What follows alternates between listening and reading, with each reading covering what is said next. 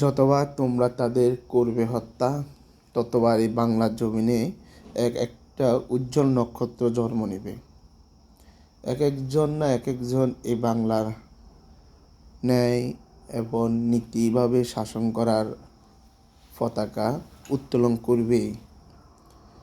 আসলে খুবই মর্মান্তিক একটা ঘটনা। আজকে 8 দিন আগে হাদির উপরে যে গুলি বর্ষণ করা হয়, 8 দিন পরে 7 দিনের মাথায় হাদি মারা যায়। আসলে তাকে আমরা এক একজন এক এক দলের ট্যাগ দিয়ে খুনিটাকে আমরা বাঁচানোর চেষ্টা করতেছি। কারণ খুনি যে দলেরই হোক, সেটা একেবারে যে দলের হোক সে খুনি। তাকে আমরা ওই দলের অমুক দলের তমুক দলের এগুলো বলি, তাকে বাঁচানোর কোনো চেষ্টা আমরা করব না।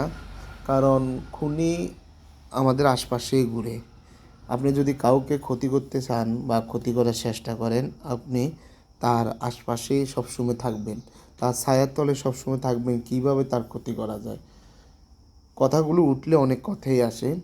কারণ এইভাবে এমনভাবে ছায়ার মতন ছিল, গেছে যে সরকার, যে স্বৈরাচার সরকার ফালাইছে, ওই সরকারকেও যারা পলায়ন করতে সাহায্য করছে, যারা একদম তুমুল আন্দোলনের সাথে জড়িত ছিল, তারাও তাদের অনেক দলের কর্মী ছিল, আওয়ামী লীগের কর্মী ছিল। কারণ আপনি কারোর সাথে না মিশলে তার ক্ষতি আপনি কখনো করতে পারবেন না।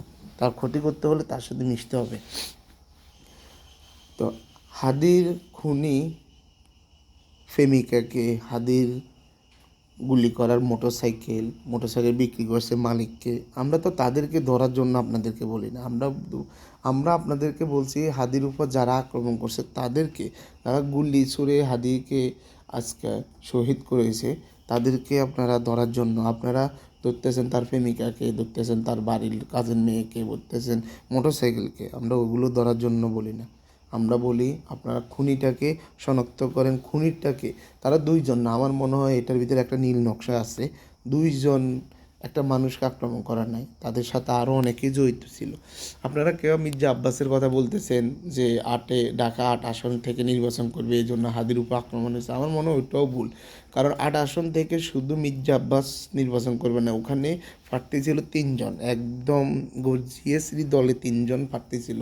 হাদি ভাই ছিল, এবং কি সাইদ কাইম ছিল, আর মির্জা আব্বাস সাহেব ছিল।